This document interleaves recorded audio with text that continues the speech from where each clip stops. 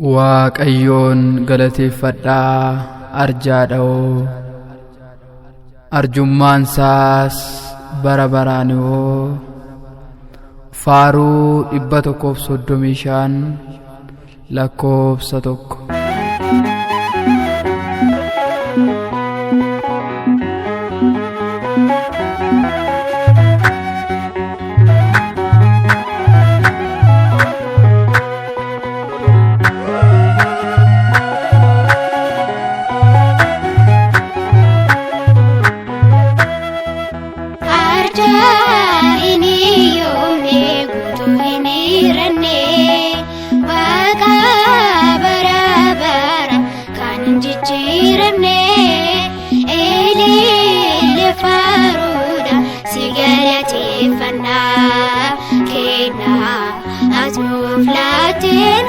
Basif lana arja ini yome gutu ini rene waka bara bara kan jijirane eli lefaruda sigala tefana kena azmu flaten hoko basif lana